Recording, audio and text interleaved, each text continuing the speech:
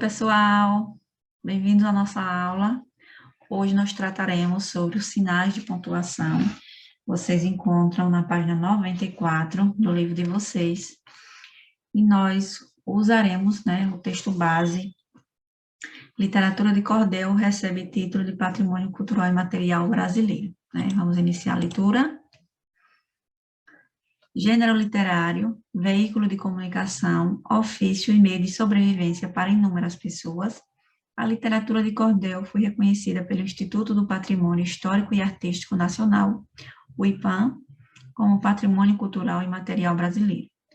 A decisão foi tomada por unanimidade pelo Conselho Consecutivo e reunido no Forte de Copacabana, no Rio de Janeiro. Apesar de ter começado no norte e no nordeste do país, o cordel hoje é disseminado por todo o Brasil, principalmente por causa do processo de imigração de populações.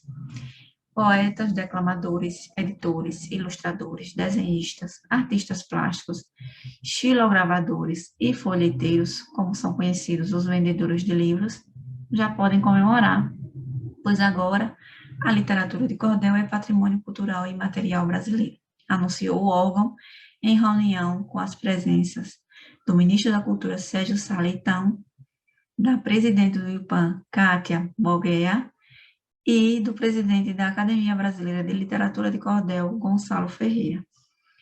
Em Pernambuco, a literatura destaca em festivais. Em Caruaru, há o Museu do Cordel Olegário Fernandes e também a Academia Caruarense de Literatura de Cordel, fundada em 2005 para valorizar os poetas do passado e incentivar futuros cordelistas. O cordel tem uma rica poética e seus versos podem vir em quadra, sextilha, septilha, oitava, quadrão, décima, martelo, galope à beira-mar, redondilha ou carretilha. Métricas e rimas embaladas com causas de humor, reflexão e temáticas das mais variadas.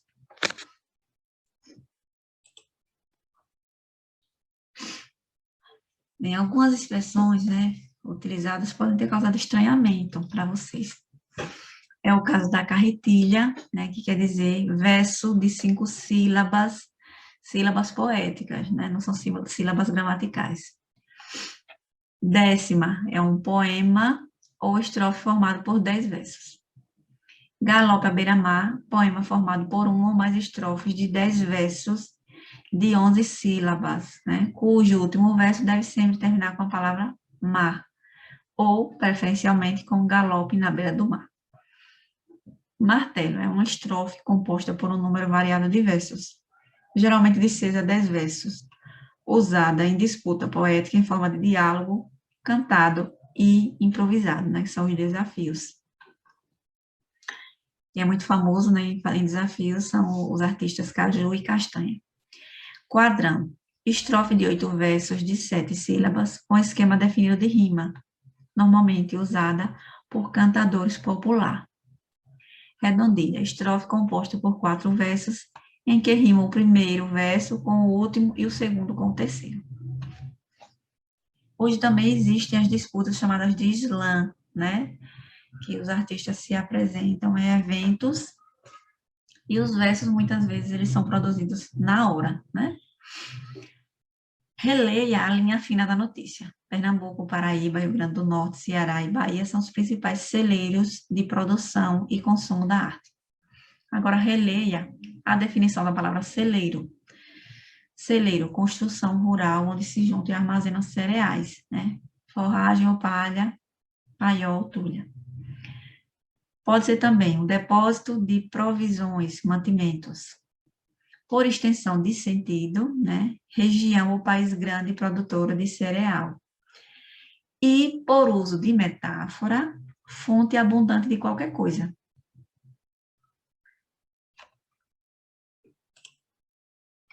Qual das acepções apresentadas acima corresponde ao sentido dessa palavra na linha fina da notícia? A acepção 4, Então, quando ele diz assim, o celeiro dessas produções de arte, quer dizer uma fonte abundante, Esses estados, eles possuem fontes de produção desse movimento artístico. Que ideia o jornalista quis transmitir ao empregar a palavra celeiro nessa frase? A ideia de que nesses estados, né, a produção e o consumo da arte são intensos, também são considerados como os principais do Brasil nesses aspectos. Agora, leia o trecho a seguir sobre o patrimônio cultural e material extraído do site da Organização das Nações Unidas para a Educação, a Ciência e a Cultura, a Unesco. É amplamente reconhecida a importância de promover e proteger a memória e as manifestações culturais representadas em todo o mundo por monumentos, sítios históricos e paisagens culturais. Mas não só de aspectos físicos se constitui a cultura de um povo, há muito mais. Contido nas tradições, no folclore, nos saberes, nas línguas, nas festas e em diversos outros aspectos e manifestações transmitidos oral ou gestualmente, recriados coletivamente e modificados ao longo do tempo. A essa porção imaterial da herança cultural dos povos, dá-se o nome de patrimônio cultural imaterial. Considere as informações que nós acabamos de ler e dê sua opinião sobre o reconhecimento da literatura de cordel como patrimônio cultural e imaterial. O que é que vocês acham sobre isso?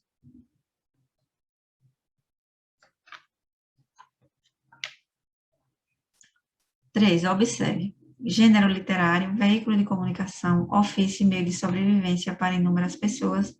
A literatura de cordel foi reconhecida pelo Instituto do Patrimônio Histórico e Artístico Nacional, o IPAM, como patrimônio cultural e material brasileiro. Então, nós sabemos, né, da importância do cordel como expressão literária e expressão de vida, né? Uma vez que abrange não apenas letras, né, a música e a ilustração, mas também reflete valores, formas de pensar, né, identidade cultural de um povo. Então, esse reconhecimento é bastante importante. Qual a função da vírgula no trecho em negrito? Gênero literário, veículo de comunicação, ofício e meio de sobrevivência para inúmeras pessoas. Qual é a função dessas vírgulas aqui? Separar termos, não é? Ou seja, separar itens de uma listagem ou de uma enumeração. Identifique e copie da notícia outro texto em que a vírgula tem a função que você apontou na questão anterior.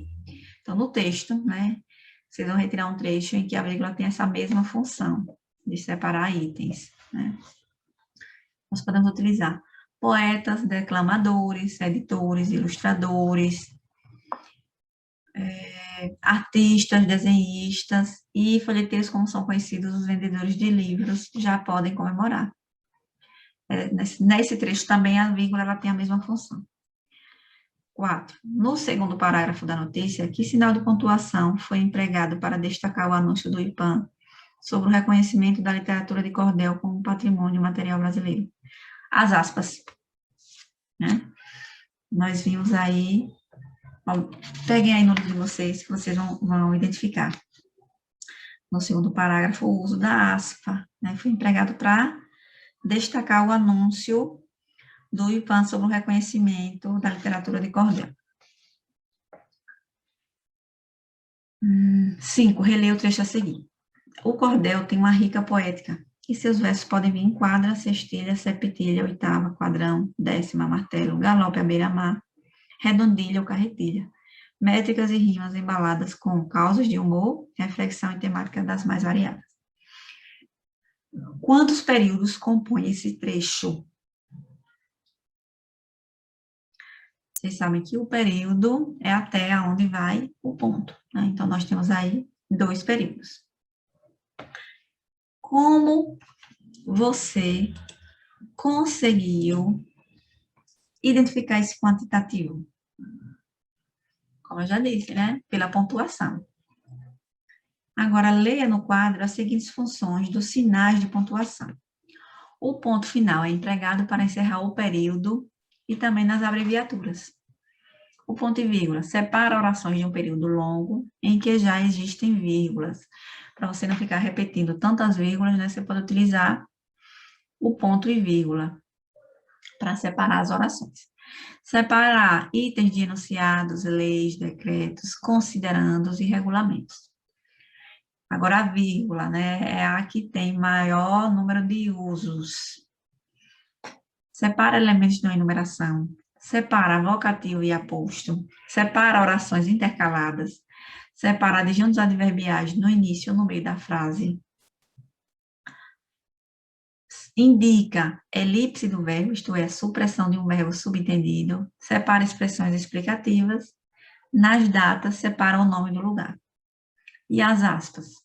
Destacam palavras ou expressões, palavras estrangeiras ou gírias, artigos de jornais ou revista, títulos de poemas. Antes e depois de citações ou transcrições textuais. Indicam a fala de uma pessoa em substituição ou travessão no discurso direto. Escreva o nome de cada sinal de pontuação destacado e explique sua função nos trechos a seguir. No Brasil, o cordel surgiu na segunda metade do século XIX e expandiu-se da Bahia ao Pará antes de alcançar outros estados. Nós utilizamos a vírgula aí depois de Brasil, né? E depois de Pará. Qual é a função nesse caso? Separar adjuntos adverbiais, né? No Brasil, representa localidade, assim como expandiu-se da Bahia até o Pará, antes de alcançar outros estados. Os folhetos vendidos nas feiras tornaram-se a principal fonte de divertimento e informação para a população. Nós utilizamos a vírgula aí depois de folhetos, depois de feiras também.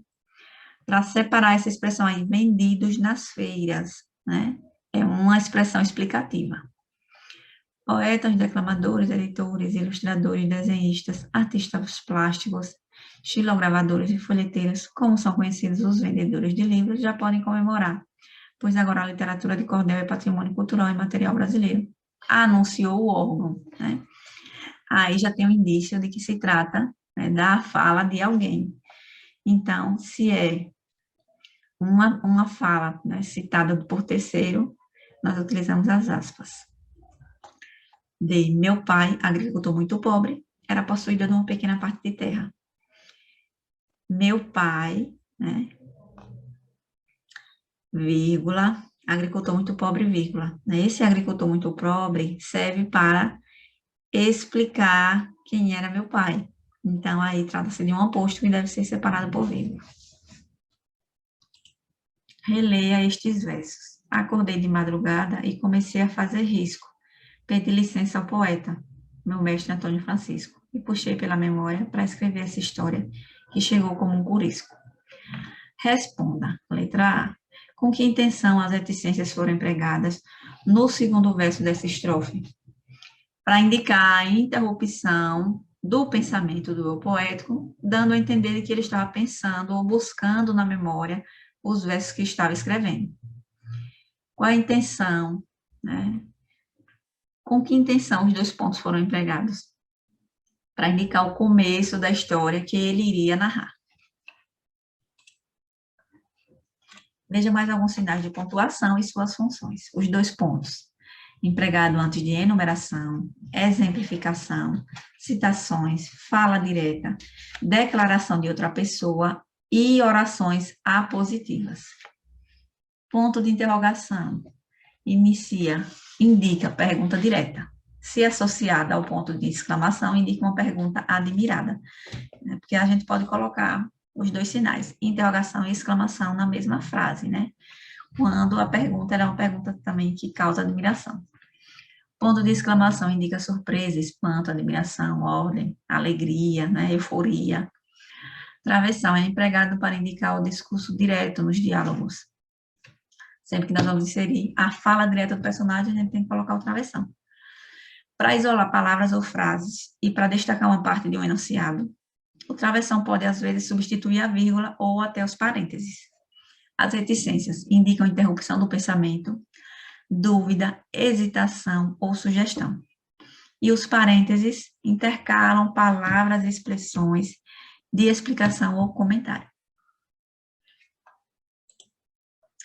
Chegamos ao fim, né? É sempre bom estudar os sinais de pontuação, porque é um dos maiores problemas na produção escrita dos alunos, né? Então, quanto mais a gente escreve, mais a gente tende a desenvolver o seu uso. Mas é sempre bom a gente ter, né, um embasamento para quando for utilizá-los. Fique em paz e até a próxima.